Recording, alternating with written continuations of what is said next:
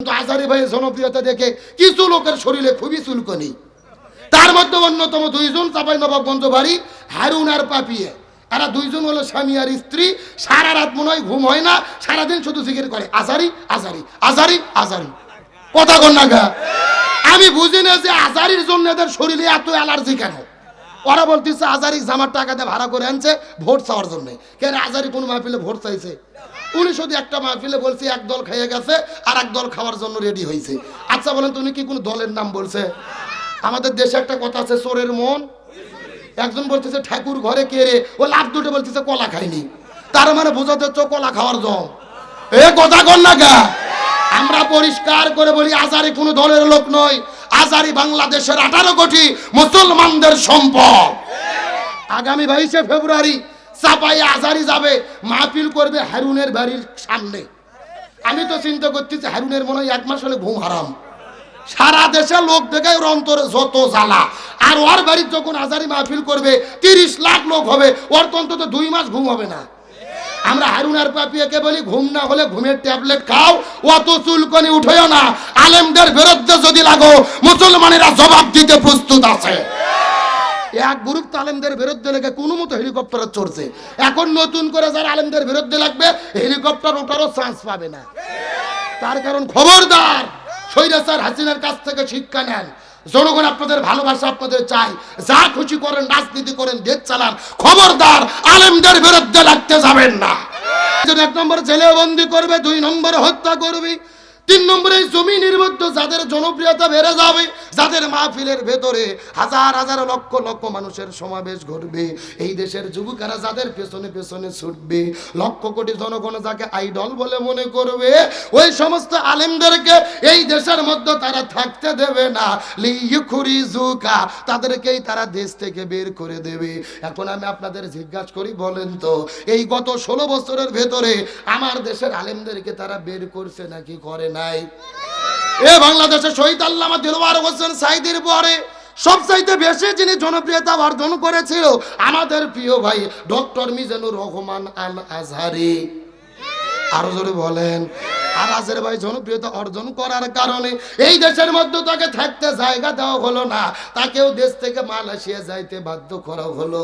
এখন আমি আপনাদেরকে জিজ্ঞাসা করি, বলেন আবু জেল্লা 3টা কাজ করবে। 1 নম্বর জেলে বন্দি করবে, 2 নম্বর হত্যা করবে, 3 নম্বর দেশ থেকে বের করে দেবে।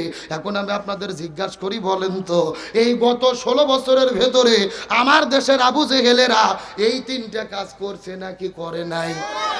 এ জোরে বলেন, করছে নাকি করে নাই? তার মানে বোঝা গেল 1450 বছর আগের আবু জেহেল আর বাংলাদেশের স্বৈরাচার আবু জেহেল হাসিনা, এদের ভেতরে বিন্দু মাত্র কোনো পার্থক্য নাই। তবে বলেন তালেমদের বিরুদ্ধে ষড়যন্ত্র করে কি কোনো লাভ হয়েছে?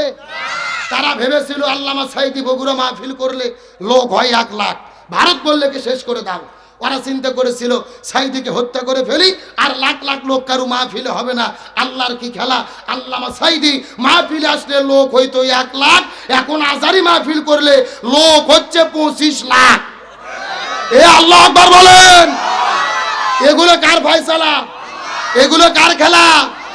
আল্লামা সাঈদী 2009 সালে বগুড়ার সেন্ট্রাল ঈদগাহ মাঠে দাঁড়িয়ে বলেছিল, এই যে লক্ষ মানুষ মাহফিলে আসে এরা আমার আকর্ষণে আসে না, এরা আসে আল্লাহর কোরআনের আকর্ষণে।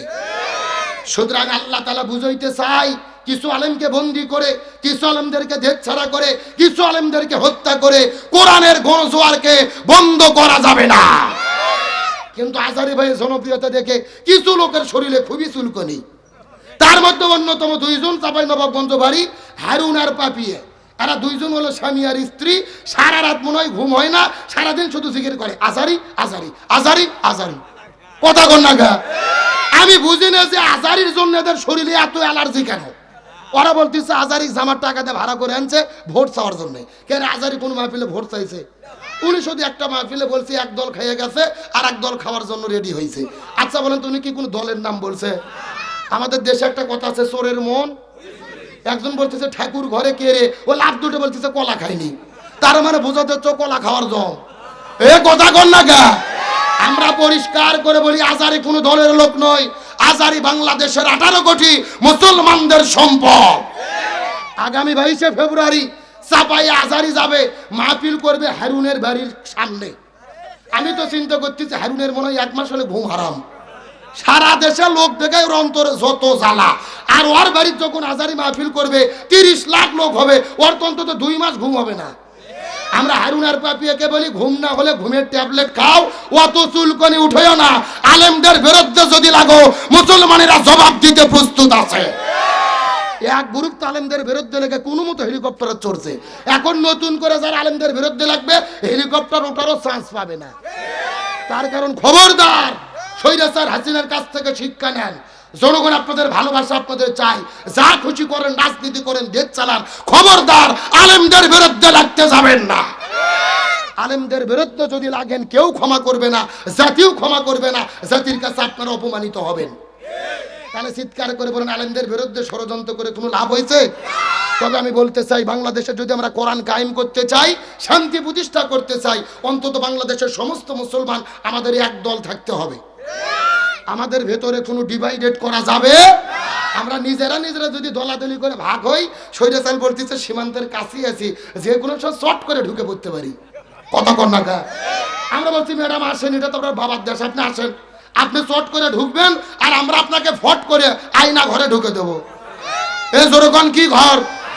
আচ্ছা ও ঢুকবি, আমরা কি ফিডার খাবো, আঙুর চুষবো, কোথায় ঢুকে দেবো? ববু আইবা তুমি আইবা গো, এইবার আইসা ববু ক্ষমতা পাইবা না। একটু জোরে বলেন, জোরে বলেন। ববু আইবা তুমি আইবা গো, এইবার আইসা ববু ক্ষমতা পাইবা না। খোঁজনেই বুবু কাদের কাকার অবস্থা খারাপ, ধরবে সে বাবার হাওন আঙ্কেল এখন সামনে আসে না। নেতা কর্মী সব জেলের ভেতর, বুবু আছে ডরের উপর, কখন জানি আসে গ্রেফতারি পরোয়ানা।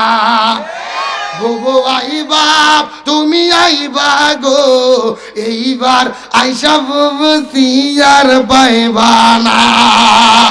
কথা বলেন ঠিক কিনা? আল্লাহর কোরআন বলেছে কুতিবা আলাইকুমুল কিসাস, জীবনের পরিবর্তে জীবন, হাতের পরিবর্তে হাত, পায়ের পরিবর্তে পা, চোখের পরিবর্তে চোখ। এই আয়াতের ডিজিটাল ব্যাখ্যা হলো আয়না ঘরের পরিবর্তে আয়না ঘর। তার কারণ বলেন তো, আয়না ঘরকে আমরা তৈরি করেছি না ওরাই করেছে? আমাদের প্রিয় ভাই ব্রিগেডিয়ার আমান আজমি, ব্যারিস্টার আরমানকে 13 বছর ধরে আয়না ঘরে বন্দি করে রেখেছে। সূর্যের আলো দেখতে দেয়নি, বাইরের বাতাস দেখতে দেয়নি, এমনকি আজান যখন হতো বক্সে গান বাজায়া আজান পর্যন্ত শুনতে দিত না। গত 1 সপ্তাহ আগে আপনারা দেখেছেন ডক্টর মোহাম্মদ ইউনূস আয়না ঘরে গেছে, জানালা নাই, দরজা নাই। যে আয়না ঘরের 1 হাত করে জায়গা ছিল, মানুষেরা শোয়া তো দূরের কথা, বসে পর্যন্ত থাকতে পারতো না। 700 আয়না ঘর যারা করেছে, আমি মনে করি এই আয়না ঘরেই তাদেরকে বন্দি করে রাখা দরকার। আলোচনা কি চলবে? শেষ পর্যন্ত থাকবেন তো ইনশাল্লাহ? দেখি থাকবেন না কারা কারা হাত তোলেন। ও এক মুরব্বী বোঝেনি বা এই সত্য সত্য শেষ পর্যন্ত কারা কারা থাকবেন একটু হাত তুলে দেখেন তো দেখি। লিল্লাহি তাকবীর। হাত উঠান দেখি। মুরব্বী মুরব্বী মুরব্বী, হ্যাঁ সবাই হাত উঠায়, সেলাই হাত উঠান দেখি, সবাই হাত উঠান দেখে, সবাই একটু ঘোড়া কাকের দেন তো দেখে। লিল্লাহি তাকবীর। আল কোরআনের আলো, আল হাদিসের আলো, দুনিয়ার মুসলিম, ইসলামের শত্রুরা, কোরআন আছে যেখানে, হাদিস আছে যেখানে, লিল্লাহি তাকবীর। আলহামদুলিল্লাহ বলেন। আপনারা সবাই কিন্তু হাত তুলে ওয়াদা করলেন শেষ পর্যন্ত থাকবেন। এখন না থাকে যদি উঠে চলে যান, ওয়াদা ভঙ্গ করা কিসের লক্ষণ? আপনারা কি মুনাফিক হতে চান? মুনাফিক হতে চান কি চান না, এটা মোনাজাতের আগে বোঝা যাবে। জোরে বলেন কিসের আগে? মোনাজাতের আগ পর্যন্ত লক্ষ্য করে দেখেন কারা কারা উঠে উঠে চলে যায়। যারা যারা উঠে যাবে মনে করবেন ওই গ্রুপের লোক। আল্লাহ তাআলা শেষ পর্যন্ত থাকার তৌফিক দান করুক, বলেন আমিন। তাহলে চিৎকার করে বলেন, আলেমদের বিরুদ্ধে যতই ষড়যন্ত্র হোক না কেন, আলেমদেরকে সম্মানিত করবে কে? আরো জোরে বলেন। এ বগুড়া বারাঞ্জলের মুসলমান গভীর মনোযোগ লক্ষ্য করুন, আল্লাহ তাআলা আলেমদেরকে কেমন ভাবে সম্মান দান করে এই সম্পর্কে একটা দৃষ্টান্ত দেওয়ার পর আপনাদের মধ্য থেকে বিদায় নিয়ে চলে যাওয়ার চেষ্টা করব। কথাগুলো সুন্দর করে বোঝার চেষ্টা করবেন। এই ভারত উপমহাদেশের ভেতরে আল্লাহর একজন জগৎ বিখ্যাত আল্লাহর ওলি ছিলেন, যার নাম হলেন আল্লামা খাজা কুতুবউদ্দিন আলবেক আল কাকি রহমতুল্লাহ আলাইহি। খাজা কুতুবউদ্দিন আলবেক আল কাকি রহমতুল্লাহ আলাইহি এই পৃথিবীর মধ্য থেকে যেদিন বিদায় নিয়ে চলে যাবেন, তার সমস্ত ছাত্রদেরকে ডাক দিয়ে বলে, এ ছাত্ররা, আমি যখন বিদায় নিয়ে চলে যাব, আমার মৃত্যুর উপরে খবরদার তোমাদের জানাজার নামাজ পড়ার কোনো দরকার নাই। তোমরা জানাজার নামাজ পড়বা না। আমার মৃত্যুর পরে আমার লাশটা বিনা জানাজায় অন্ধকার কবরের মধ্যে তোমরা দাফন করে দেবে। ছাত্রগুলো কান্না করতে করতে বলে, হুজুর, এটা আপনি কেমন কথা বললেন? আপনি ভারত উপমহাদেশের ভেতরে একজন জগৎ বিখ্যাত আল্লাহর ওলি, অথচ আপনি পৃথিবী থেকে বিদায় নিয়ে চলে যাবেন। আপনার মৃত্যুর পরে আমরা কেন জানাজার নামাজটা পড়তে পারবো না? খাজা ডাক দিয়ে বলে, পৃথিবীর মানুষেরা রে, আমার মৃত্যুর পরে যদি তোমরা জানাজার নামাজটা পড়তে যাও, আমার মৃত্যুর পরে যেই লোকটা নামাজের ইমামতিত্ব করবে, ওই লোকের মধ্যে কমপক্ষে 4টে গুণ থাকা লাগবে। এই 4টে গুণের যদি লোক খুঁজে পাওয়া যায়, ওই লোকটা নামাজের ইমামতিত্ব করবে। আর 4টে গুণের লোক যদি খুঁজে না পাওয়া যায়, তাহলে জানাজা দরকার নাই। বিনা জানাজায় আমার লাশটাকে তোমরা দাফন করে দেবে। সমস্ত ছাত্রগুলো কান্না করতে করতে বলে, হুজুর, আপনি যেদিন পৃথিবী থেকে বিদায় নিয়ে চলে যাবেন, আপনার মৃত্যুর পরে কোন 4টা শর্ত থাকলে নামাজের ইমামতিত্ব করা যাবে? এই 4টা শর্তের কথা আপনি গুরুত্বপূর্ণ বলে দেন তো দেখি। খাজা ডাকতে বলে, মনোযোগ দিয়ে শোনো। প্রথম নম্বর শর্ত হলো, আমার মৃত্যুর পরে যেই লোকটা নামাজের ইমামতিত্ব করবে, এই লোকটা এমন একজন লোক হবে যেই লোকটা 40 বছর ধরে একাধারে তাকবীরে উলার সঙ্গে জামাতে ফরজ নামাজ আদায় করেছে। কয় বছর বললাম? যেই লোকটা 40 বছর ধরে জামাতে ফরজ নামাজ আদায় করে। সমস্ত ছাত্ররা কান্না করতে করতে বলে, হুজুর, 2 নম্বর কি গুণ থাকা লাগবে বলেন তো দেখি। খাজা ডাকতে বলে, ছাত্ররা মনোযোগ দিয়ে শোনো। 2 নম্বর যেই গুণটা থাকা লাগবে ভালো করে বোঝার চেষ্টা করো। 2 নম্বর গুণ হলো, 40 বছর ধরে শুধু ফরজ নামাজ আদায় করলে হবে না। যেই লোকটা আমার নামাজের ইমামতিত্ব করবে, এই লোকটা এমন একজন লোক হবে যেই লোকটা 40 বছর ধরে ফরজ নামাজ জামাতে আদায় করার পাশাপাশি গভীর রজনীতে ঘুম থেকে উঠে উঠে উঠে উঠে তাহাজ্জুদের নামাজটাও পড়তে মিস করে না। 1 নম্বর 40 বছর ধরে জামাতে ফরজ নামাজ আদায় করে। 2 নম্বর 40 বছর ধরে তাহাজ্জুদ পড়েছে। আর 3 নম্বর গুণ হলো, আমি আপনাদের কাছে জিজ্ঞাসা করি, বলেন তো, এ বগুড়া 12 আঞ্চলের মুসলমান, আসরের ফরজ নামাজ কয় রাকাত? আরো জোরে বলেন। এই 4 রাকাত ফরজের আগে সুন্নাত আছে কয় রাকাত? খাজা ডাকতে বলে, 3 নম্বর শর্ত, আমার মৃত্যুর পরে যেই লোকটা নামাজের ইমামতিত্ব করবে, এই লোকটা এমন একজন লোক হবে যেই লোকটা 40 বছর ধরে আসরের 4 রাকাত ফরজের আগে 4 রাকাত সুন্নাতটাও পড়তে মিস করে নাই। আর 4 নম্বর গুণ হলো, যেই লোকটা যুবক হওয়ার পরে জীবনে কোনোদিন কোনো মহিলার দিকে ইচ্ছা করে তাকায় নাই। আল্লাহর কোরআনের বিধান হলো, কুল্লিল মুমিনিনা ইয়াগুদ্দু মিন আবসারিহিম, ইমানদার বান্দা বান্দীদের চক্ষুকে হেফাজত করা লাগবে। ওই লোকটা 40 বছর ধরে যুবক হওয়ার পরে জীবনে কোনোদিন কোনো মহিলার দিকে ইচ্ছা করে তাকাই নাই। যদিও তার নজরটা চলে গেছে, সঙ্গে সঙ্গে ফিরাই আনেছে। এই 4টে গুণের লোক যদি খুঁজে পাওয়া যায়, ওই লোকটা নামাজের ইমামতিত্ব করবে। আর 4টে গুণের লোক যদি খুঁজে না পাওয়া যায়, তাহলে জানাজা দরকার নাই। বিনা জানাজায় লাশটাকে কবরে দাফন করে দেবে। চিৎকার করে বলেন, জানাজার জন্য শর্ত আছে কয়টা? সাউন্ড নাই। আচ্ছা, আপনাদের কষ্ট হচ্ছে, রাগ করতেছেন? এই যে আমি বসে আছি, মাঝখান দিয়ে একবারে সোজা বাস দেওয়া আছে, ডান পাশে 1 ভাগ, বাম পাশে আর এক ভাগ। আপনারা মুখ বন্ধ করেন, আপনারা বলেন তো দেখি খাজার জানাজার জন্য শর্ত আছে কয়টা? আরো জোরে। আপনারা মুখ বন্ধ করেন, আপনারা বলেন তো দেখি খাজার জানাজার জন্য শর্ত আছে কয়টা?